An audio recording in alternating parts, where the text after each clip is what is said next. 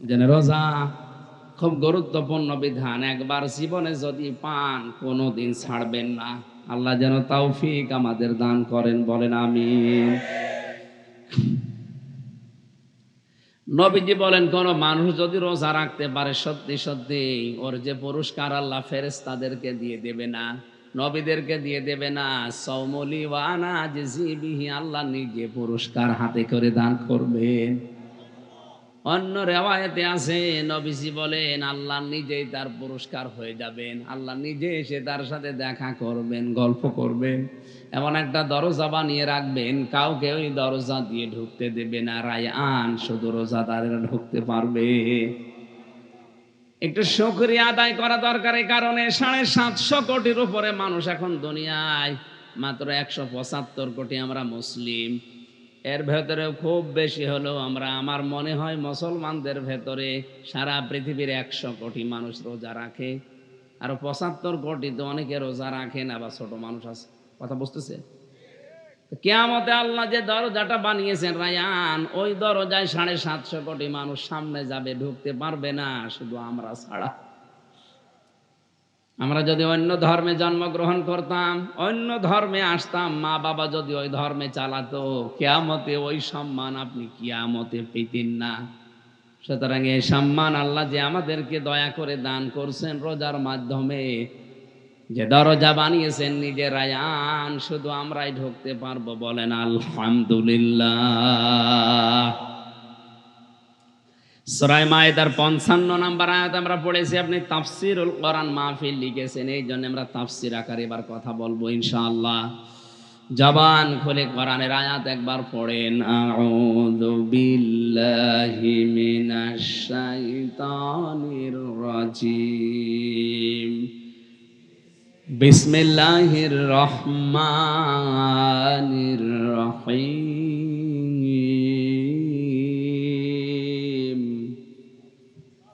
ইন্নামা ওয়ালিয়্যুকুমুল্লাহু ওয়া রাসূলুহু ওয়াল্লাযীনা আমানু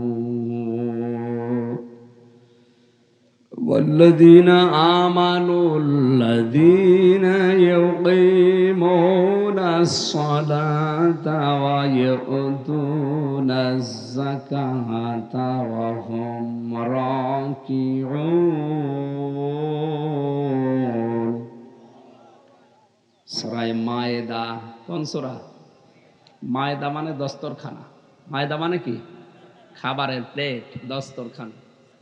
এই যে দস্তরখানা বিছিয়ে খাবার খাওয়া একটা সুন্নাত, এটা আজ দেশ থেকে বিদায় নিয়েছে প্রায়। ধনী মানুষরা তো এটা মানতেই চায় না। টেবিল চেয়ারে যে খাবারের সিস্টেমগুলো, এখানে তো ওই সিস্টেম এখন আর নেই। অথচ নবীজি সারা জীবন বসে খাবার খেতেন মাটিতে, পাটিতে, আর দস্তরখানা বিছিয়ে। এই সুন্নতটা আমাদের নিজেদের জীবনে অন্তত জারি করা দরকার। কি কথা বুঝতেছেন? টেবিলে যদি খাবারও খান, অন্তত কিছু বিছিয়ে নেবেন। কারণ পড়ে যাওয়া খাবার এটা বরকতময়, এটা তুলে খেয়ে ফেললে জান্নাতের হুরের দেনমোহর আদায় হয়। আপনি মরণের পরে সুবহানাল্লাহ বলবেন। আপনি কথার সিগনিফিকেন্স বোঝেন যে জান্নাতে হুরের দেনমোহর আদায় হয়ে যাচ্ছে পড়ে যাওয়ায় খাবার খেলে। আর মসজিদের ময়লা যদি কেউ পরিষ্কার করে দেয়, এই দুইটা কারণে। গুরুত্বপূর্ণ বিষয়, জান্নাত পাবো কি পাবো না, অথচ হুরের কথা নবীজি গ্যারান্টি দিলেন। তার মানে আমি অবশ্যই জান্নাত পাবো এবং হুরের সাথে আমার বিয়েও হবে, দেনমোহরও আদায় হয়ে যাবে যদি এই দস্তরখানা বিছানোর আমল শুরু করি। ছোট মনে হচ্ছে, কিন্তু এটা অনেক বড় বিষয়। আল্লাহ আমাদের তৌফিক দিন, আমিন। এই যে এটাও দস্তরখানা, কত রকমের ফসল আল্লাহ এই দস্তরখানার ভেতরে রেখে দিয়েছেন। কত রকমের খাবারের দিকে তাকান, বিভিন্ন খাবার এই দস্তরখানার ভেতরে আল্লাহ সাজিয়েছেন। তামাম দুনিয়াটাই আমার আল্লাহর কাছে এরকম দস্তরখানা, বলেন সুবহানাল্লাহ। 55 নম্বর আয়াতে আল্লাহ তিনটা বিষয় আমাদেরকে জানিয়েছেন। ইন্নামা ওয়ালিয়্যুকুমুল্লাহু ওয়া রাসূলুহু, অবশ্যই আমি আল্লাহ এবং আমার রসুল আর যারা দুনিয়ায় ঈমানদার তারা তোমাদের ওলি, বন্ধু। অভিভাবক। অলি মানে কি? বন্ধু। বলেন বলেন। কাউকে দেখলেই বলি এটা আল্লাহর অলি না, অলি হওয়া অত সহজ না। আলা ইন্না আউলিয়া আল্লাহি লা খাউফুন আলাইহিম ওয়া লা হুম ইয়াহজানুন। আল্লাহ পাক বলেন আমার যারা ওলি তাদের কোনো ভয় নেই, কোনো চিন্তা নেই। এই কথাটা চিনি রাখো। কে বলছে? আপনি চিন্তা করেন তো, আল্লাহর ওলিদের কোনো ভয় নেই, কোনো চিন্তা নেই। এখন আল্লাহর ওলি কারা? এ আয়াতের পরে আল্লাহ নিজেই তার ব্যাখ্যা দিয়েছেন। আল্লাহ পাক বলেন আল্লাযীনা আমানু ওয়া কানু ইয়াত্তাকুন। যারা দুনিয়ায় ঈমান আনে এবং তাকওয়া অর্জন করে, এই মানুষগুলো আল্লাহর ওলি, বন্ধু, অভিভাবক, গাইডলাইন মেনে চলে। ওলির বহু অর্থ আছে। বন্ধুত্বের প্রভাব মানব জীবনে অনেক বেশি, এজন্য আল্লাহ নিজেই বন্ধু হওয়ার ঘোষণা দিয়েছেন। আল্লাহু ওয়ালিয়ুল্লাযীনা আমানু। যারা ঈমান আনে আমি আল্লাহ নিজেই তাদের বন্ধু হয়ে যাই। বলেন আলহামদুলিল্লাহ। আমি এই কুষ্টিয়া থেকে চট্টগ্রামে এসে যদি আমার বন্ধুর বাড়ি থাকে, আমার একটা সাহস হয় যে না, আমার বন্ধু আছে, থাকা খাওয়া ওখানে অন্তত রেস্ট নেওয়ার কোনো অসুবিধা নেই। আল্লাহ বলেন ঈমান আনো, আমি আল্লাহ যদি বন্ধু হয়ে যাই, দুনিয়া আখিরাতে তোমার ওই রকম চিন্তা আর করা লাগবে না। ঈমান যারা আনবে আর তাকওয়া অর্জন করবে। এই যে রমজান এসেছে আমাদেরকে তাকওয়া শিক্ষা দেওয়ার জন্যে, সুতরাং আমরা আল্লাহর ওলি হওয়ার একটা পথ, একটা মাস পেয়েছি। রমজান পেয়েও যদি কেউ আল্লাহর ওলি, আল্লাহর বন্ধু হতে না পারে, ও আর আল্লাহর বন্ধু হওয়ার কোনো সূরাত ওর সামনে নেই। কথা বোঝেন?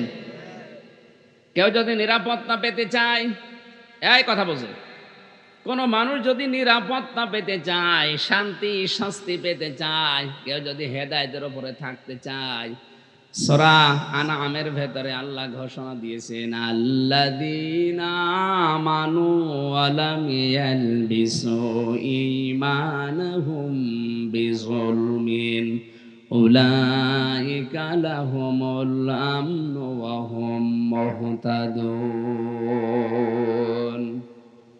যারা ঈমান আনে আর ঈমানের সাথে লেবাস পরায় না জুলুমের। কিসের? আল্লাযীনা আমানু ওয়া লাম ইয়ালবিসু ঈমানাহুম বিযুলমিন। যারা ঈমান আনে আর ঈমানের সাথে জুলুমের। এখানে জুলুম মানে মানুষের তৈরি করা আইন, এখানে জুলুম মানে অত্যাচার, জুলুম মানে অন্ধকার, জুলুম মানে শিরক, জুলুম মানে বেদাত, জুলুম মানে কুফরি। এগুলোর সাথে যাদের ঈমানকে মিশ্রণ ঘটায় না, লেবাস পরায় না, মিলিয়ে ফেলে না, উলাইকা লাহুমুল আমনু, এই মানুষগুলো আল্লাহর পক্ষ থেকে নিরাপত্তা পেয়ে গেছে। অহুম মুহতাদুন, এবং এরাই হেদায়েত প্রাপ্ত, এরাই আমার জান্নাতি বান্দা বান্দি। শব্দটা শুনতে যদিও ছোট মনে হচ্ছে, আয়াত পড়ার পরে আমার মনে হয় দুনিয়া আখিরাত সব আল্লাহ আয়াতের ভেতরে লিখে দিয়েছে। উলাইকা লাহুমুল আমনু দিয়েছেন। আপনি যদি শান্তি, স্বস্তি, নিরাপত্তা পেতে চান, আপনার ঈমানের সাথে যেন জুলুম, শিরক, মানুষের তৈরি করা আইনের গন্ধ যেন মিশ্রণ না হয়।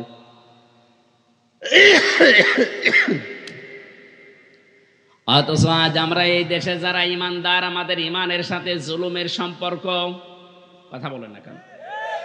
ঈমানদারের সাথে জুলুমের চাদর দিয়ে, জুলুমের কাপড় দিয়ে, জুলুমের লেবাস দিয়ে ওইটা ঢেকে ফেলেছি আমরা।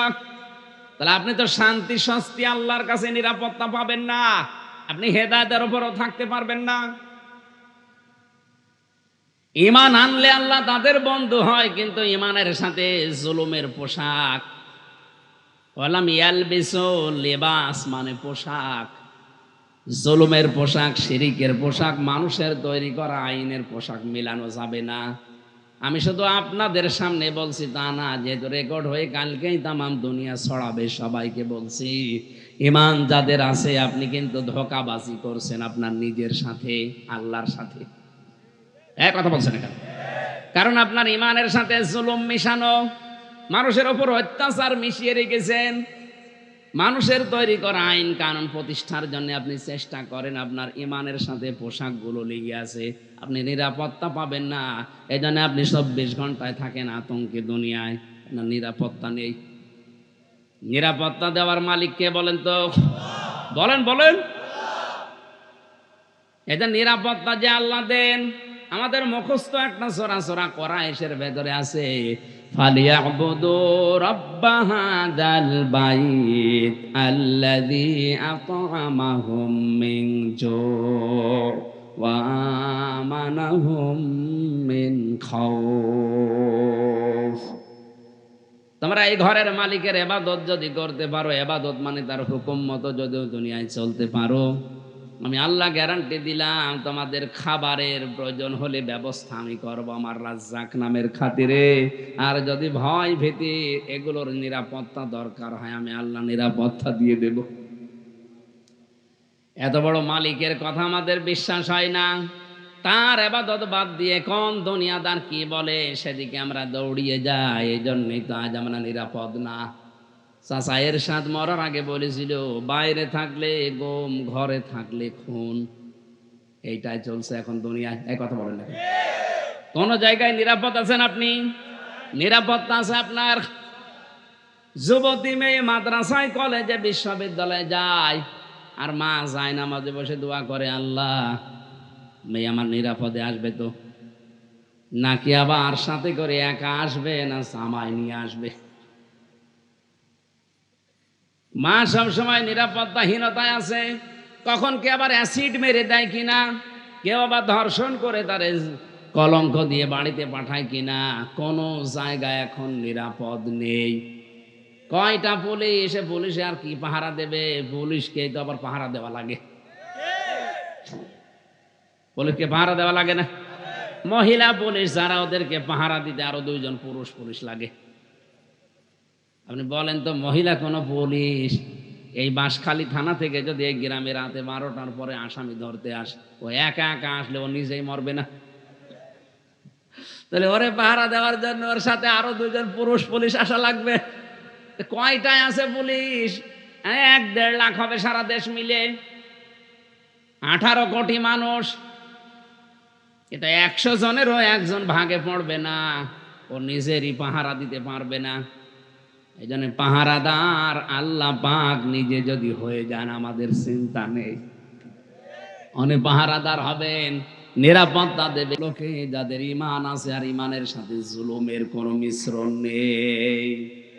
আপনারা জুলুম বন্ধ করেন। এখন যদি বলেন কিয়ামত যাবেন জুলুম নেই, জুলুম নেই মানে আপনি স্ত্রীর উপরে জুলুম করেন। এ মহিলা সেই রাত 3টার সময় থেকে উঠে রান্না বান্না করে আপনার জন্য খাবারের জন্য ডাক দিচ্ছে, সেহরি খেয়ে নেন। আপনি এমন ঝাড়ি দিয়েছেন, হাত এমন জোরে মারে ওর দাঁত মুখ খুলে যায়। স্ত্রীর ওপর একটা জুলুম এটা, এগুলো বন্ধ করা লাগবে। নবীজির মতো এত বড় বিশাল দরের মানুষ, তামাম দুনিয়ার শ্রেষ্ঠ মানুষ, তিনিও নিজের স্ত্রীকে তরকারি কুটে দিয়ে সাহায্য করতেন। যে রাত 3টার সময় উঠে যদি ও তরকারি নিজে করতে পারে, আপনি যদি একটু সাহায্য করতে না পারেন, আপনি কি নবীজির চাইতে বড় মস্তান হয়ে গেছেন?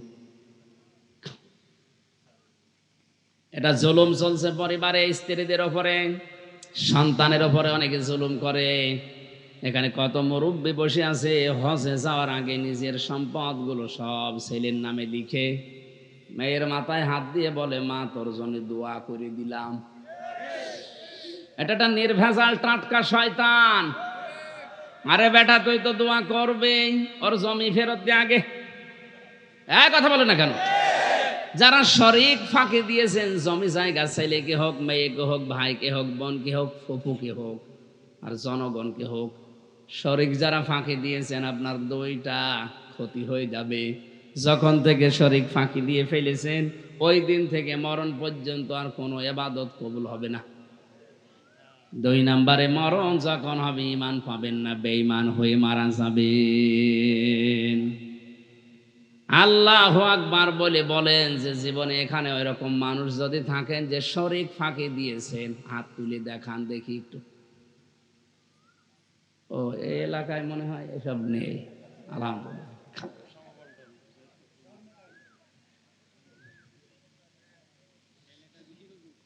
আপনি বলেন তো কোন কারণে তার ছেলের নামে সব লিখে মেয়েকে ফাঁকি দিচ্ছেন, মনে করছেন ও আরামে থাকবে? আরে আরামে রাখার মালিক কি ওই জমি নাকি? বলেন। আমার নিজের জামাই, ফফর যে স্বামী জামাই বলি আমরা, ওই জামাইয়ের তো কত জমি আছে কিন্তু কাজকর্ম করতে পারে না। জমি থেকে করবে কি? জমি থাকলে আপনার ছেলে আরামে থাকবে, সুখে থাকবে, শান্তিতে থাকবে না। ওকে আপনি ঈমান আর এলেম দিয়ে যান, ওই অনুযায়ী যদি দুনিয়ায় কাজ করতে পারে। শুধু খেয়ে থাকলেই মানুষ শান্তিতে থাকে না, না খেয়েও শান্তিতে থাকা যায়। কারণ শান্তি, সালাম এটা কার নাম? আরো জোরে বলেন। আল্লাহ এটা সবাইকে দেয় না, এটা দেওয়ার জন্য কিছু যোগ্যতা লাগে। وَلِيَعْلَمَ اللَّهُ الَّذِينَ آمَنُوا يَرْفَعِ اللَّهُ الَّذِينَ آمَنُوا مِنكُمْ وَالَّذِينَ أُوتُوا الْعِلْمَ دَرَجَاتٍ اللَّهُ بِمَا تَعْمَلُونَ خَبِيرٌ।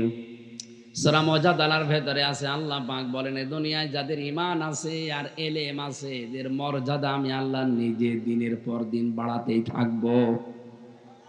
এই জন্য আমরা দেখি দুনিয়াদার যারা মন্ত্রী হওয়ার পরে ওই মানুষগুলোর সম্মান যত দিন বাড়ে, বয়স যত বেড়ে হয়, মানুষের কাছে ঘৃণিত হয়ে যায়। আমি নাম নিলাম না, সাবেক অর্থমন্ত্রী একজন মারা গেছে এই বাংলাদেশে, এত কিছু পাওয়ার তার, অথচ লোকটা মারা যাওয়ার আগে তার ছেলে মেয়েরা পর্যন্ত বাড়িতে রাখতে চায়নি। দরকার নেই। যদি বিছানায় পড়ে যেত, আমার মনে হয় পায়খানা পেশাবের ভেতরে পড়ে পড়ে মরতো, কেউ কাছেও যেত না। এইটাই দুনিয়ার নিয়ম। দুনিয়াদার যারা হয়ে যায়, দিন যত যায়, বয়স যত বাড়ে, পৃথিবীর মানুষের কাছে বোঝা হয়ে যায়, ওই মানুষটা ঘৃণিত হয়ে যায়। আর ঈমান আর আমল যাদের আছে, এই মানুষগুলো দিন যত যায় তত দুনিয়ার মানুষের কাছে সম্মান বেশি পায়। এজন্য কোন আলেম বৃদ্ধাশ্রমে আছে বাংলাদেশে আপনি পেয়েছেন? বলেন তো। ওই মন্ত্রীর চাইতে আলেমের কি টাকা বেশি? এই বাস্তব কথাগুলো কেন নিতে পারেন না? এই জন্য ঈমান যাদের আছে, জুলুম মিশাবেন না, শিরিক মিশাবেন না। আল্লাহ বলেন আমি আল্লাহ নিজে বন্ধু হয়ে যাব, আমার রসুলও বন্ধু হবে এবং ঈমানদারেরা বন্ধু হবে। তাহলে আমাদের বন্ধু তিন প্রকার পেয়েছি আমরা। কয় প্রকার? এক নম্বরে বন্ধুকে, আরো জোরে বলেন। পৃথিবীতে বন্ধুত্ব করার জন্য আমরা অনেক সিস্টেম জানি। চিঠি দেওয়া লাগে, মেসেজ করা লাগে, মোবাইলে আদান প্রদান করা লাগে কথাগুলো, এরপরে বাড়ি যাওয়া লাগে, এরপরে ভাব আদান প্রদান, আস্তে আস্তে শেষ পর্যন্ত আত্মীয় হয়ে যায়। আল্লাহ পাক বলেন আমি আল্লাহ যদি কারো বন্ধু হতে চাই, আমার সাথে চারটা শর্ত পূরণ করা লাগবে। কয়টা? এবার আপনি মিলান তো, আপনি কি আল্লাহর বন্ধু হতে পেরেছেন? এক নম্বরে আমরা বন্ধুত্বের প্রথম বিষয় চিঠি দেওয়া দিয়ে করি, মেসেজ পাঠায়। আল্লাহ একটা মেসেজ পাঠিয়েছে, চিঠি পাঠিয়েছে, তার নামে কোরআন শরীফ। এ কোরআন কার চিঠি? আরো জোরে। এই চিঠিকে আপনার চারটা শর্ত আল্লাহ দিয়েছেন। এক নাম্বারে এই চিঠি আপনাকে শুদ্ধ করে পড়া লাগবে। দুই নাম্বারে চিঠি বুঝতে হবে। পৃথিবীর কারো চিঠি পাওয়ার পরে মানুষ আগে লাইন লাইন ধরে পড়ে, দেখে যে কি লিখেছে। না নিজে বুঝলে মানুষকে দিয়ে বলে দেখেন তো কি লিখেছে। দুনিয়ায় একটা বান্ধবীর, একটা বন্ধুর চিঠি পেয়ে যদি আপনি এমন আশা করতে পারেন, আল্লাহ পাক বলেন আমি তোমার বন্ধু একটা চিঠি পাঠালাম, এটা তো নিজে পড়তে পারো না, পড়তে যারা পারে তাদের কাছে বুঝেও নেও না, তুমি কেমন বন্ধু আমার। এরপরে ওই চিঠির ভেতরে বন্ধু যদি কিছু লিখে দিয়ে থাকে, দিক নির্দেশনা, ওইগুলো সে মেনে চলে বন্ধুত্বের সম্মানে। আল্লাহ পাক বলেন এর ভেতরে আমি আমার বন্ধুত্বের কারণ হিসাবে 500 বিধান দিয়েছি, নিয়ম দিয়েছি। দুনিয়ার জীবনে এই 500 নিয়ম নীতি ফলো করে চলবা, তাহলে বন্ধুত্ব গাঢ় হবে। 4 নাম্বারটা একটু আল্লাহ বাড়িয়ে দিয়েছেন। আল্লাহ পাক বলেন শুধু আমার চিঠি পড়লে হবে না, বুঝলে হবে না, নিজে মেনে চললে হবে না, এটা যেন পৃথিবী আমার অন্যান্য সৃষ্টিরা মানতে পারে সেই ব্যবস্থা করে দেওয়া লাগবে। আল্লাহর এই চিঠি যদি সত্যি আপনি মানুষকে মানানোর ব্যবস্থা করে দিতে পারেন, তাহলে অবিচার থাকবে না। একটা গাছের পাতাও কেউ বিনা কারণে ছিঁড়বে না। কথা বলেন। কারণ এটা যেখানে থাকে সেই এলাকার মানুষেরা জানে একটা গাছের পাতা বিনা কারণে ছেঁড়া জায়েজ নেই। কারণ গাছের পাতা জিকির করে কার? আরো জোরে। আমি বিনা কারণে ছেড়বো কোন কারণে? ও জিকির তো বন্ধ হয়ে যাবে। আমি নিজেই জিকির করি না, ওর জিকিরও বন্ধ করে দিচ্ছি, আমি তো জালেম হয়ে যাব। অনেকে আছে এখানে বসে বাদাম খেতে খেতে রাস্তায় যায় আর পাতা ছিঁড়ে গল্প করে, মনে হচ্ছে পাতা ওর বাবার। প্রেমিক প্রেমিকা যারা এক জায়গায় গল্প করে, বাস্তবে বিশ্ববিদ্যালয়ে থাকাকালীন দেখেছিলাম এত পাগল গল্প করতে করতে হুঁশ নেই, পাতা ছিঁড়ছে আর গল্প করছে। একজন আর একজনকে বলছে, তুমি জানো তোমার এই চোখের ভেতরে আমি দুনিয়ার সব কিছু দেখতে পাই। এক চাচা পাশ দিয়ে যাচ্ছিল, ডাক দিয়ে বলছে, ও মা, তুমি এই বাবাজির চোখের ভেতরে সব দেখতে পাও, আজ 3 দিন আমার ছাগল হারিয়েছে, একটু দেখিয়ে দাও। সব দেখো, আমার ছাগলটা হারিয়েছে, কোন জায়গায় আছে একটু দেখে দাও। পাতা ছেড়ে বাদাম খায় আর গল্প কয়, মনে করছে পাতা ওর বাবার পাতা। পাতা জিকির করছিল কার? আপনি ছিঁড়ে ফেলে দিলে তো জিকির বন্ধ করে দিলেন, কারণ শুকিয়ে গেলে আর জিকির করে না। আল্লাহর এই নিয়ম নীতি, এই চিঠিটা শুধু নিচে না, এই সমাজে যদি বাস্তবায়ন করতে পারেন, মানানোর ব্যবস্থা করতে পারেন, তখন গাছও নিরাপদ হয়ে যায়। এই চিঠিটা যদি পৃথিবীতে প্রতিষ্ঠিত হয়ে যায়, রাস্তায় কোনো কষ্টদায়ক বস্তু থাকবে না। কি কথা বুঝতেছেন? আল্লাহর নবী বলেন, ইমানের যে ৭৭টা শাখা আছে, তার সর্বপ্রথম শাখা হচ্ছে লা ইলাহা ইল্লাল্লাহ, আর সর্বনিম্ন শাখা রাস্তা থেকে কষ্টদায়ক বস্তু তুলে ফেলে দেওয়া। কেউ যদি আপনি দেখেন এই রাস্তায় যারা চলাফেরা করে, একটা কাঁটা পড়ে আছে, একটা ইট পড়ে আছে, মানুষের লাগতে পারে, ওটা যদি তুলে ফেলে দিতে পারেন, বুঝবেন আপনার ভেতরে ঈমান আছে। আর যদি ওইটা দেখে আপনার মনে হয় আর কি, আপনি মনে করবেন আপনার ঈমান নেই, আপনি নামাজ পড়তে পারেন। বুঝতেছেন? রাস্তার কষ্টদায়ক বস্তু, ময়লা, এগুলো তুলে ফেলে দেওয়ার কথা, যেন মানুষের চলাফেরায় কষ্ট না হয়। অথচ আজ রাস্তা দিয়ে আসলাম, অনেকেই নিজের বাড়ির ময়লা কোটা, এই আজে বাজে জিনিসগুলো সব ঝাঁটো দিয়ে নিয়ে এসে রাস্তায় ফেলে রাখে। থাক, আপনার ঈমান আছে, আপনি কিভাবে বলছেন আপনার ঈমানই তো নেই। আর যেই মুসলমানের রাস্তার কষ্টদায়ক বস্তু ছেড়ে ফেলে দেওয়া দরকার, তুলে ফেলে দেওয়া দরকার, সেই মুসলমান দুনিয়ার কোন মানুষের রাস্তা বন্ধ করবে, এটা কোনোদিন ভাবা যায়? বলেন বলেন। আমি কি বলছিলাম বলেন তো? আল্লাহর বন্ধু হওয়ার জন্য শর্ত আল্লাহ দিয়েছেন কয়টা? আপনি এবার মিলান, আপনি আল্লাহর বন্ধু না শয়তানের বন্ধু?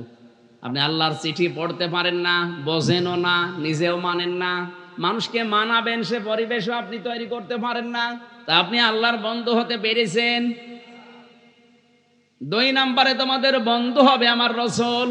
কেউ যদি রাসূলকে বন্ধু বানাতে চায়, তারও 4টা কাজ দুনিয়ায় করা লাগবে। আল্লাহ পাক 3-4 জায়গায় কোরআনে আয়াতটা দিয়েছেন। সূরা বাকারাতে আছে 2 জায়গায়, সূরা আলে ইমরানে আছে 1 জায়গায়, সূরা জুমার ভেতরে আছে 1 জায়গায়।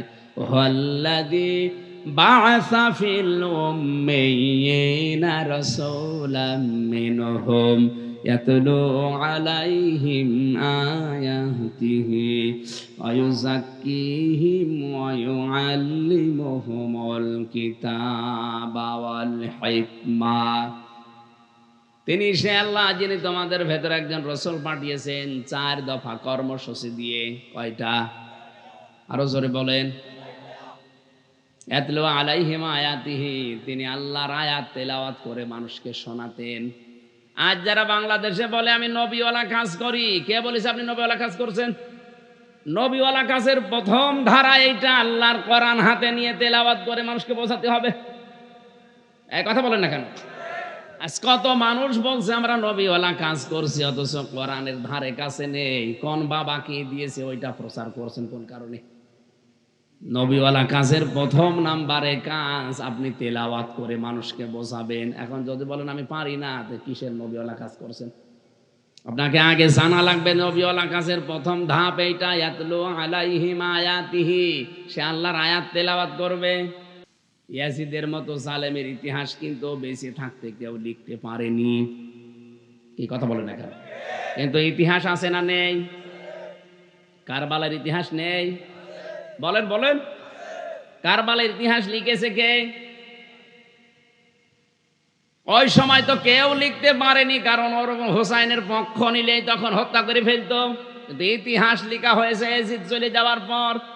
ইতিহাস তাকে এমন ঘৃণিত, নিন্দিত, অপদস্থ করে গেছে, এখন আর কেউ ইয়াজিদের নামও দুনিয়ায় রাখে না। অথচ নামটা ভালো নাম, ইয়াজিদ। ওর নামও কেউ ঘৃণা করে রাখে না। ওর নামটা এখন আল্লাহ গালি বানিয়ে দিয়েছে। আমার মনে হয় এখানে যারা আছেন কেউ কেউ যদি বলা হয় ভাই ছেলে হয়েছে নাম ইয়াজিদ রাখেন, বলে না কুকুর রাখবো, তাও ইয়াজিদ রাখবো না। কি ঘৃণিত করে দিয়েছে নামটা। এই জন্য জালেম যারা, তাদের ইতিহাস হয়েছে এখন লেখা হচ্ছে না, কিন্তু লেখা হবে একদিন। সেদিন আপনার নাম যতই সুন্দর থাক, সুন্দরী থাক, আপনার নামকে আল্লাহ কিন্তু ইতিহাস যখন করবে ঘৃণিত, নিন্দিত, অপদস্থ করে দেবে। আপনার নামও কেউ রাখবে না। আবু জাহেলের মতো আপনার বাড়ি পর্যন্ত পায়খানা বানিয়ে দিতে পারে। আবু জাহেল প্রধানমন্ত্রী ছিল, তার বাড়ি যদি পায়খানা হয়ে যায়, তা আপনি কি হয়েছেন? এই জন্য জুলুম করবেন না। হয়তো 100 বছর পরে এখানে কেউ থাকবে না, নতুন মানুষ এসে এই জায়গাগুলো চাষ করবে, আর আমরা সবাই এই মাটির নিচে থাকবো। কথা বলেন। এই জন্য আমাদের জীবনে কোনো ভয় নেই, কারণ এসেছিলাম খালি গায়ে, খালি পাই ন্যাংটা, যাবেও খালি পাই, খালি পাই। খালি মাঝখানে 50, 60, 70 বছর একটু আনন্দ ফুর্তি করে গেলাম।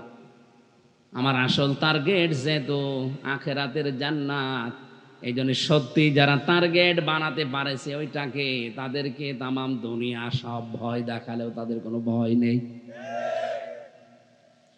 কবি এই জন্যে জানিয়েছে, যাদের হৃদয়ে আছে আল্লাহর ভয়, তারা কবু পথ ভুলে যায় না।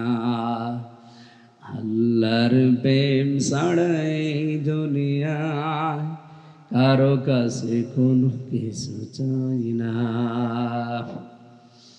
রাতের আধারে যারা সেজদাতে রয়, দু চোখের অশ্রুতে নদী যেন বয়। ছলনার হাত ছানি যত আসুক, পেছনে ফিরে কবু তাকায় না। যাদের হৃদয়ে আসি আল্লাহর ভয়, তারা কবু পথ ভুলে যায় না। বলেন আমিন।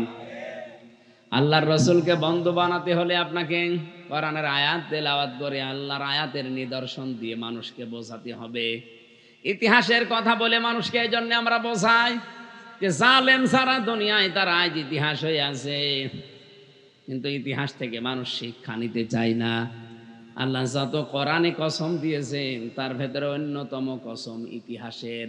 ওয়ালা আসরি ইন্নাল ইনসানা লাফি খুস। আল্লাহ বলেন ইতিহাসের কসম। কিসের? এই জন্য এমন ইতিহাস তৈরি করবেন না 50 বছর পরে না জানি আপনাকে মানুষ আবার ঘৃণা করে আপনার নাম শুনলে থুতু ফেলে কিনা। সাবধান করলাম ইতিহাসের দিকে তাকিয়ে। নবীওয়ালা কাজ করতে হলে যে 4টা কাজ করা লাগে, তেলাওয়াত করে মানুষকে আল্লাহর আয়াত দিয়ে নিদর্শন দিয়ে বোঝাতে হবে। ওয়ায়ুসাক্কিহিম, পবিত্র করা লাগবে কোরআনের বিধান দিয়ে। ওয়ায়ুআল্লিমুহুমুল কিতাবা, কিতাবের শিক্ষা ব্যবস্থা জারি করা লাগবে। 96% মুসলমানের দেশের দিকে তাকান, শিক্ষা ব্যবস্থার অবস্থা কোথায় দাঁড়িয়েছে। কোরআনে কারিমের 100 মার্কের কোনো সিস্টেম নেই, শরীফ শরীফা দিয়ে ভরে রেখেছে। আল হিকমা, হেকমা মানে বিশ্বনবীর সুন্নাত অনুযায়ী জীবন চালাতে হবে। হেকমাতের অনেকগুলো অর্থ আছে, তার এক নাম্বার অর্থ নবীজির সুন্নাহ আদর্শ। আল্লাযীনা আমানু, তোমাদের বন্ধু হবে ঈমানদারেরা। দুনিয়ায় যার তার সাথে বন্ধুত্ব করবা না, ঈমানদারের সাথে করবা। আর ঈমানদার আল্লাহর দৃষ্টিতে ওইটা আল্লাযীনা ইউকিমুনাস সালাতা, যারা নামাজ কায়েম করে, ওয়া ইউতুনাজ যাকাত, তারা যাকাত দিয়ে দেয় সম্পদের। অহুম রাকিউন, যারা রুকুকারীদের সাথে রুকু করে।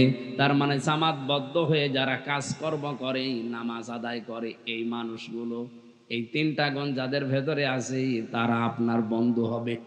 আপনি এবার বন্ধুত্ব করেন যার সাথে, ওকে নামাজ কায়েমের আন্দোলনে আছে, সম্পদ থাকলেও যাকাত দেয়, আল্লাহর বিধানগুলো পালন করার জন্য একতাবদ্ধ হয়ে কাজ করে।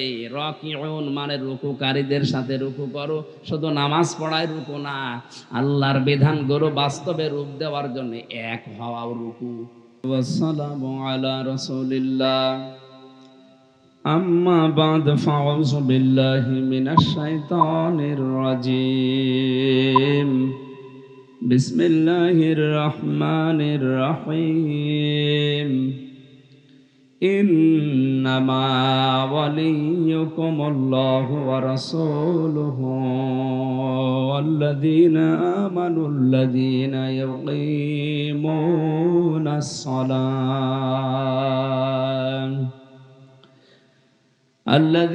يقيمون الصلاة ويؤتون الزكاة وهم راكعون.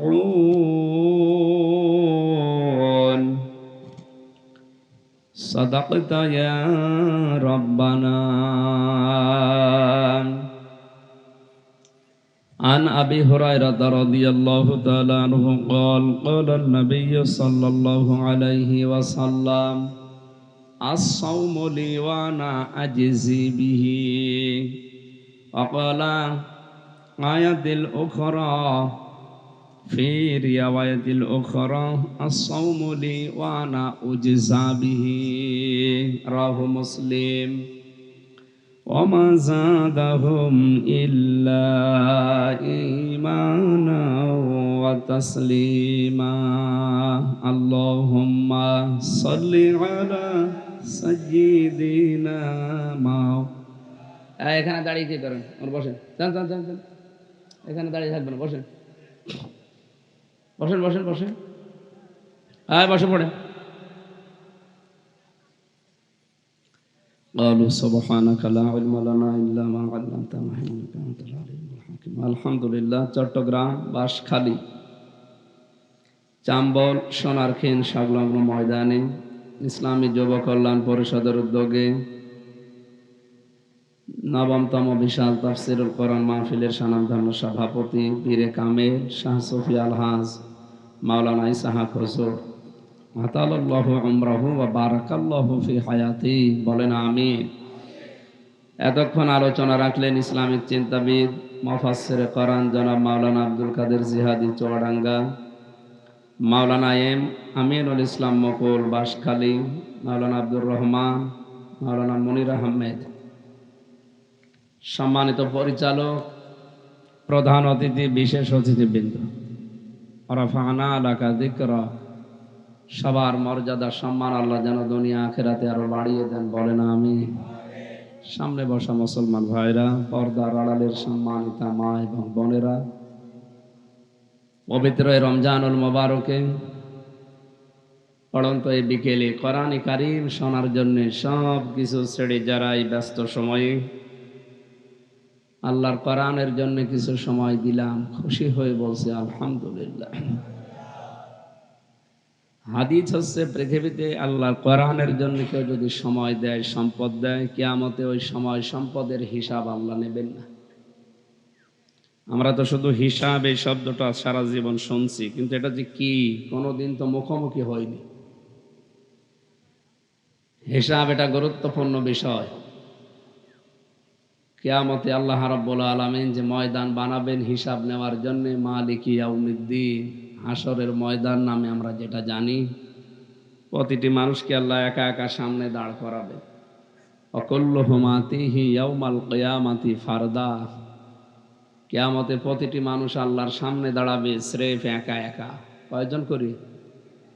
এটা ক্লাস চলছে, একটা ক্লাসের মতো জবাব দেবেন, যদিও ছাত্রের মান সব এক না, এক এক রকমের ছাত্র বসে আছে। কলেজ বিশ্ববিদ্যালয় হলে ভালো হয়, সব এক মানের ছাত্র ছাত্রী থাকে, বোঝানো সহজ হয়। আর এখানে 12 বাপের 13 ছেলে আছে, এই এক একজনের চিন্তাধারা এক এক রকম। এমনও ছাত্র এখানে আছে একবার বললেই বসে, আর এমনও বসে আছে গন্ডারের চামড়া নিয়ে, ওরা যদি 14 বার বোঝান তারপরও হা করে থাকবে, কি বুঝলে। মানে এইরকম ক্লাস নেওয়া খুব কঠিন, তো এই জন্য একটু জবাব দেবেন। জবাব দেবেন তো ইনশাল্লাহ? কথা বুঝলেই সবাই মন খুলে জবাব দেবেন যে হ্যাঁ এটা আমি বুঝেছি। আর যদি না বোঝেন আমি আবার রিপিট করবো ইনশাল্লাহ। কিয়ামতে প্রতিটি মানুষ আল্লাহর সামনে দাঁড়াতে হবে কয়জন করে? চট্টগ্রাম সহ বাংলাদেশের বিভিন্ন জায়গাতে আল্লাহর পীর নামে যে ওলিগুলোর নাম আমরা শুনি, হক্কানি পীর নামে যারা দাবি করে, হক্কানি পীর দাবি করা লাগে না, মানুষ দেখলেই বোঝে। এবার দাবি করা লাগবে যে আমরা হক্কানি দরবার। ভোলাতে একবার গিয়েছিলাম আমার মাহফিল বন্ধ করার জন্য, ইমান আকিদা সংরক্ষণ কমিটির সভাপতি, আপনি নাম দেখেছেন, ইমান আমল বা আকিদা এটা সংরক্ষণ আবার কমিটি বানিয়েছে, তার সভাপতি উনি বলছে আমির হামজা যদি আসে আমি মরে যাব। আপনি মরে যাওয়াই ভালো। শেষ পর্যন্ত প্রশাসন দেখছে না এত দরকার নেই, কোন পানি কোন দিকে যায়, ঠিক আছে, শেষে বন্ধ করে দিয়েছে। বলেন সুবহানাল্লাহ। এই যে হাজারো মানুষকে আপনি কোরআন শোনা থেকে আমি কি করতাম বলেন তো? ওখানে যে কি আমি ভোটের কথা বলতাম, কারণ আমি তো ভোটে দাঁড়াই না। তারপরও কুষ্টিয়া হলে কথা ছিল, কোথায় ভোলা, ওখানে আমার জীবনে ভোটে দাঁড়াবো কিয়ামতের আগে সম্ভব? আপনি কোন কারণে এই সমস্ত বিভিন্ন বিষয় তুলে ইমান আকিদা সংরক্ষণ কমিটির সভাপতির নাম দিয়েছে, বন্ধ করে দিলেন? আপনার নিজেরই তো ইমান নেই, আপনি কি ইমান সংরক্ষণ করবেন? এই জন্য হক্কানি দরবার বলে যারা পরিচয় যায় নিজেদেরকে, দেওয়ার মতো না, এই এমনিতেই পরিচয় হয়ে যায়। সুতরাং যারা দিচ্ছে তারা এই দেশে কিন্তু এই কথা ছড়িয়েছে, কিয়ামতে আমার বাবা যান, আমার দাদা যান, লক্ষ লক্ষ মরিদ নিয়ে কিয়ামতে স্লোগান দিতে দিতে উঠবে। এই সূরা মরিয়মের 95 নম্বর আয়াতের সাথে এই কথার কোনো মিল আছে? বলেন বলেন। আল্লাহ বলেন কিয়ামতে মানুষ উঠবে একা একা, আর ও বলছে না স্লোগান দেবে, লক্ষ লক্ষ মরিদ থাকবে পেছনে। নবীরা যেখানে হাই হতাশ করবে যে কি হবে আমার, চিন্তায় বাঁচবে না, সেখানে কোনো পীরের খবর আছে বলে? সেসব বানান, এসব বাঁটপারি করে চিটারি করে দরবার ঠিক রাখার জন্য এই কথা বানিয়েছে। সুতরাং আমরা জানলাম যে কিয়ামতে ওয়াকুল্লুহুম আতিহি ইয়াউমাল কিয়ামাতি ফারদা। সূরা মরিয়ম 16 নম্বর পারা 10 নম্বর পৃষ্ঠা 15 নম্বর লাইনের 95 নম্বর আয়াত। নাকি আরো দলিল ভেঙে ভেঙে বলা লাগবে? ওয়া মানে এবং, কুল্লুন মানে প্রত্যেক, হোম মানে তারা, আতিহি মানে আসবে, হি মানে আল্লাহর কাছে, ইয়াউমাল কিয়ামাতি কিয়ামতের দিন, ফারদা একা একা। আর কি ভেঙে বলা যায় বলেন? যে তাফসিরে ফি জিলালিল কোরআনে আছে। আরো দলিল দিলে এখন ঝড়ি কোদাল ছাড়া দলিল নেই। বা আপনারা এখন দলিল দিতে হলে বুখারী শরীফ আর হবে না, বাকারি শরীফ লাগবে। এত কিছু বলার পরেও যদি কারো মন খারাপ হয় যে মনে হয় টেনে টেনে কথা বলছে, আমার মনে হয় নবী এসে যদি ওয়াজ করতো, ও বলতো নবী মনে হয় ওইদিকে টেনে কথা বলছে। কিয়ামতে প্রতিটি মানুষ উঠবে আল্লাহর দরবারে একা একা। সুতরাং কথা যারা ছড়িয়ে মানুষের ভেতরে বিভ্রান্তি ছড়িয়ে দিয়েছেন তারা ভুল করছেন, আপনি থেমে যাবেন আশা করছি, আর মানুষও যেন বিভ্রান্ত হবেন না। এই কথা বুঝতেছে? কিয়ামতের বিচারে দ্বিতীয় সিস্টেমে আল্লাহ এবার আর একা ডাকবে না, এবার ডাকবে আপনার নেতার সাথে। ইয়াউমা নাদউ কুল্লা উনাসিম বিইমামিহিম। সূরা বানী ইসরাঈল 15 নম্বর পারার 8 নম্বর পৃষ্ঠা 3 নম্বর লাইনের 71 নম্বর আয়াতের প্রথম অংশে আছে। এটা ইবনে কাসিরে পাবেন। আল্লাহ পাক বলেন কিয়ামতের ময়দানে এবার আল্লাহ মানুষকে আর একা ডাকবেন না, এবার ডাকবেন তার নেতার সাথে। আমরা রাজনৈতিকভাবে বিভিন্ন আদর্শে আছি, থাকেন, আমি নিষেধ করছি না, কিন্তু আপনার বিবেকের কাছে আমার প্রশ্ন, কিয়ামতে আল্লাহ যদি আপনার নেতার সাথে ডাকে, আপনি যে নেতার আদর্শ মেনে চলেন, যার পেছনে স্লোগান দেন, কি বলে আপনার মনে বলেন তো? কিয়ামতে ওই লোকটার সাথে দেখলে আপনাকে আল্লাহ মাফ করবে? ও বলছেন না, এখনই ধরা খাবে না? আপনি যদি এখনই বলেন না, তা আপনি ধরা খেয়ে বসে আছেন।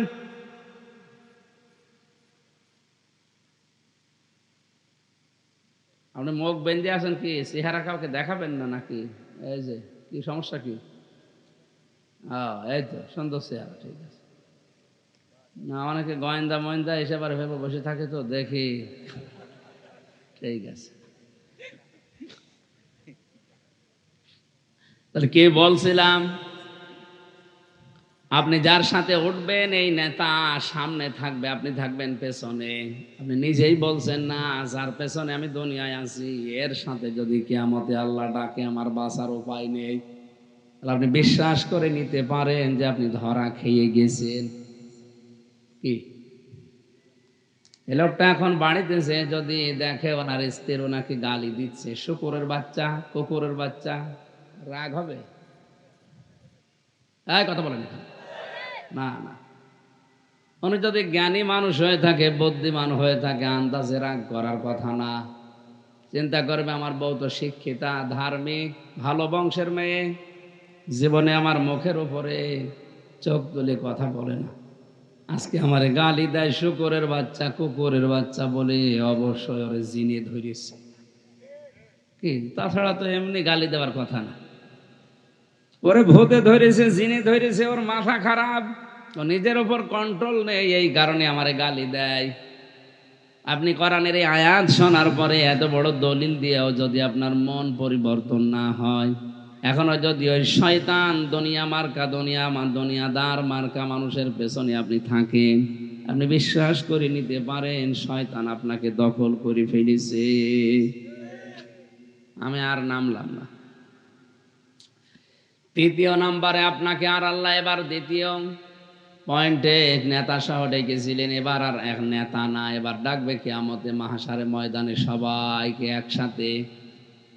এই যে কোটি কোটি মানুষ থাকবে কিয়ামতে, 5টা প্রশ্ন আল্লাহ জিজ্ঞাসা করবে মানুষকে তার নিজের সামনে দাঁড়িয়ে।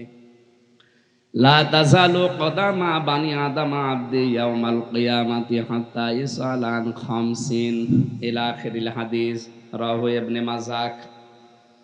নবীজি বলেন 5টি প্রশ্নের জবাব দেওয়া ছাড়া কোন বনি আদম সন্তান, নারী পুরুষ, কেউ আল্লাহর সামনে থেকে সামনেও যাবে না, পেছনেও যাবে না, জায়গায় দাঁড়িয়ে থাকবে। এক নাম্বারে তোমার একটা হায়াত দিয়েছিলাম 70-80 বছরের, কি করলে বলো তো দেখি? ও চট্টগ্রামবাসী, আপনি নিজের সাথে মিলিয়ে বলেন তো যে হায়াত পেয়েছেন, এখনই যদি বিদায় নেন, এই হায়াতের জবাব দেওয়ার মতো কায়দা আছে? হ্যাঁ, আল্লাহর এক বান্দা বাজারে গিয়ে 100 টাকার একটা নোট দিয়েছে দোকানদারকে। দোকানদার টাকাটা নিয়ে ওলট পালট করে বলছে এটা অচল, চলে না, নিয়ে যান, অন্য সময় দিয়ে যাবেন। আল্লাহর এই বুজুর্গ বান্দা কথাটা শোনার পরে অজ্ঞান হয়ে গেছে। লোকজন এসে বলছে আপনি এই লোককে মেরেছেন? বলছে না, আগে ওর হুঁশ ফেরান। বাতাস দিয়ে পানি দিয়ে যখন হুঁশ ফিরে এসেছে, বলে আপনি সেন্সলেস হয়ে গেলেন কেন? আল্লাহর এই বুজুর্গ বান্দা ডাক দিয়ে বলে দেখো, এই লোকটা আমাকে মারে নাই, বকাও দেয় নাই, শুধু টাকাটা ফেরত দিয়েছে। আমি চিন্তা করলাম ওই সময় আমারও তো একটা 100 টাকার নোট আছে, তার নাম হায়াত। তার নাম কি? আমার এই 70-80-90 বছরের হায়াত এখনই যদি মারা যায়, মহান আল্লাহ যদি আমার হায়াতটা উলট পালট করে দেখে বলে বান্দা এটা অচল, চলে না, যা। এর ভেতরে জেনার গোনা পাওয়া যায়, মদের গোনা পাওয়া যায়, বাবার গোনা পাওয়া যায় নাকি? এলাকায় বাবা মাবা চলে না? চলে মানে আমার গাড়িটা ধরেছিল পুলিশ, মনে করছে গাড়ির বাবা আছে। তা বাড়ি কোন এলাকায় বললো? যশোরে। পরিচিত বলে বলছে হুজুর ঠিক আছে চলে যা। আমার মনে হয় পরিচিত না হইলে ও সব খুলে দেখতো যে কোন জায়গায় বাবা আছে।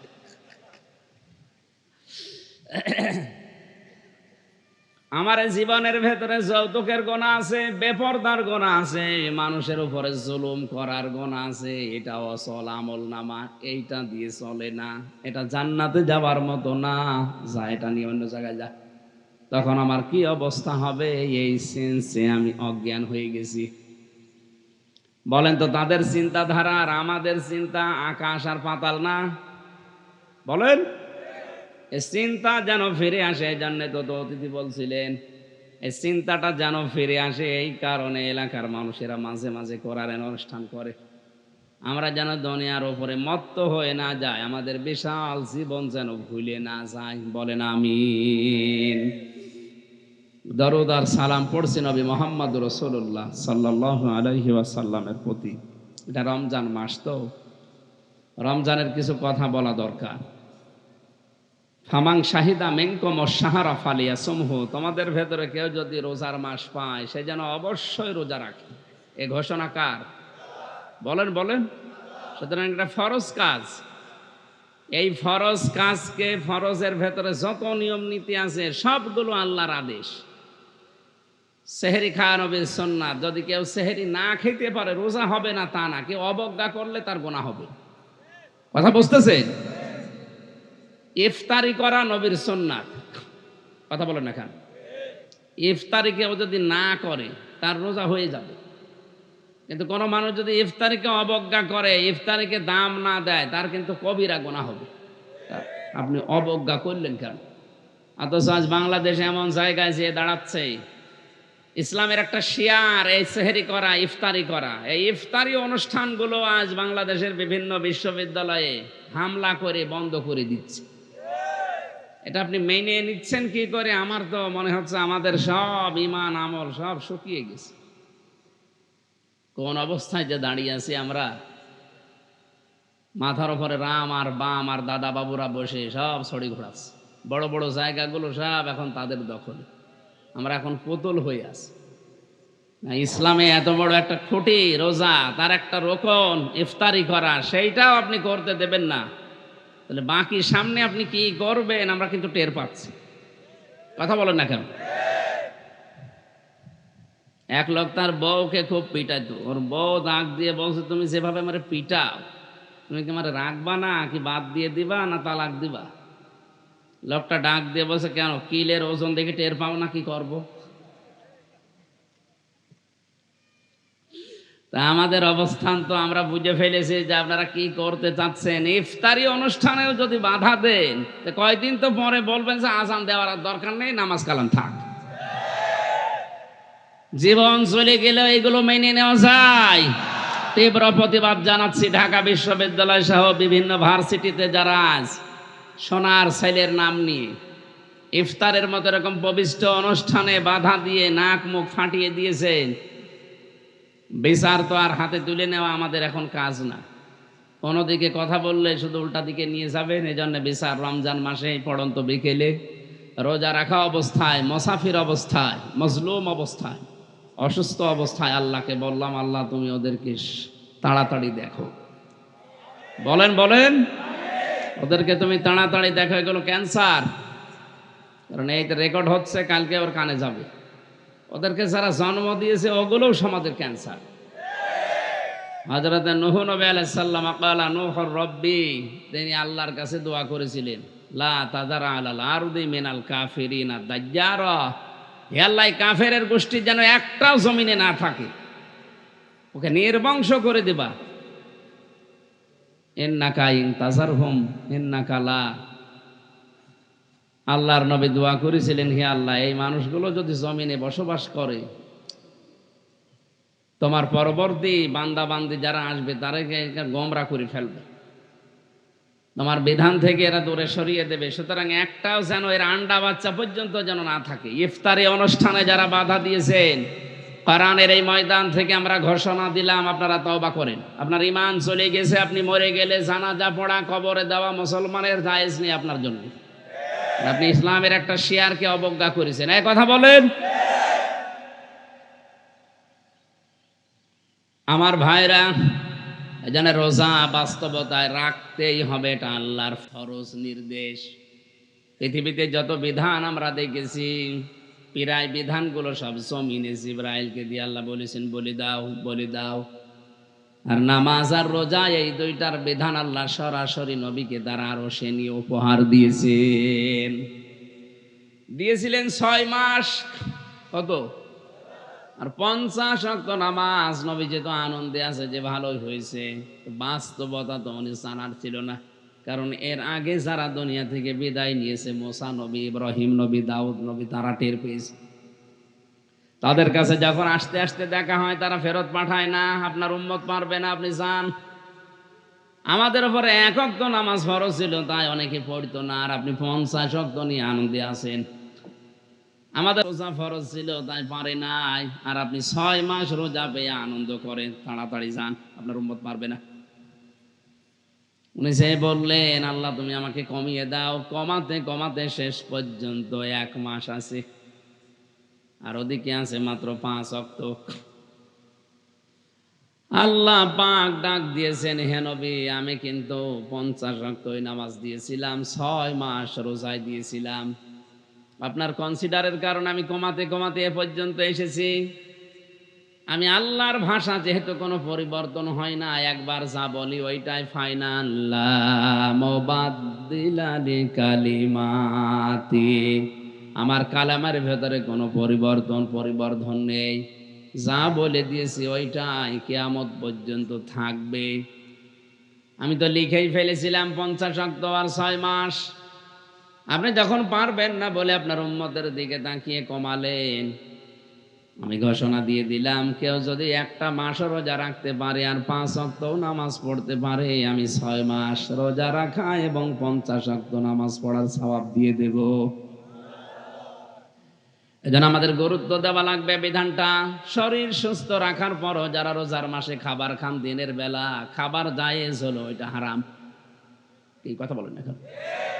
আপনার স্ত্রী জায়েজ, রোজার মাসে ব্যবহার করা যেমন হারাম, খাবার আপনার হালাল, কিন্তু রোজার মাসে সুস্থ অবস্থায় খাবার খাওয়া ঠিক ওই রকম হারাম। যারা আজ ধোয়া তোলেন যে হুজুর আমার গ্যাস, এই জন্য রাখতে পারে না, কে বলেছে? রোজা রাখলে গ্যাস আর ভালো হবে? বছরে 1টা মাস রোজা দিয়েছেন আল্লাহ। নবীজি বলেন মাসে 3 দিন করে রোজা রাখবা, আর সপ্তাহে 2 দিন করে, তাহলে সুস্থ থাকতে পারবা। পৃথিবীতে সবচাইতে বেশি সুস্থ ছিলেন হযরতে নূহ আলাইহিস সালাম। 950 বছর হায়াতে প্রায় সময় তিনি সুস্থ ছিলেন। তার জীবনী পড়ে পেয়েছি, তিনি সারাটা জীবনের অধিকাংশ সময় রোজা রেখেছিলেন। এই জন্য আল্লাহ রোজার ভেতরে রেখেছেন সুস্থতা। বলেন সুবহানাল্লাহ। কঠোর পরিশ্রম যাদের নেই, আগুনের পাশে কাজ করে ভাটায়, অথবা বড় বড় মাল পিঠের উপরে নিয়ে বিভিন্ন নৌকায়, জাহাজে, ট্রাকে, এরকম কঠোর পরিশ্রম না হলে, পারতপক্ষে যদি আপনি এমনি হিয়ালিপনা করে রোজা ছেড়ে দেন, আপনার মাপের আর কোনো অবস্থা নেই। কিয়ামত পর্যন্ত হায়াত পেলেও একটা রোজা আপনি আর শোধ করতে পারবেন না। কথা বুঝতেছেন? কেন বলেন তো? প্রতি সপ্তাহে 2 দিন, মাসে 3 দিন, বছরে 1 মাস রোজা রাখার নিয়ম কেন দিয়েছে? অবশ্যই কোনো বৈজ্ঞানিক কারণের ভেতরে আছে। এই 3টা বিষয় নিয়ে বিজ্ঞান প্রমাণ করেছে, মানুষের এই শরীরের ভেতরে খাবার হজম করার জন্য যে মেশিন পত্রগুলো আল্লাহ দিয়েছে, এগুলোকে মাঝে মাঝে রেস্ট দেওয়া লাগে। কথা বলেন না কেন? এই যে ফ্যানটা ঘুরছে, এটা যদি 24 ঘন্টা ঘোরে, এর মেশিন গরম হয়ে যাবে না?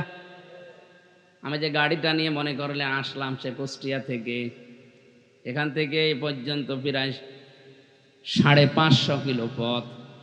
এই 550 কিলোমিটার যদি একাধারে আসতে চাই, ইঞ্জিন গরম হয়ে যাবে না?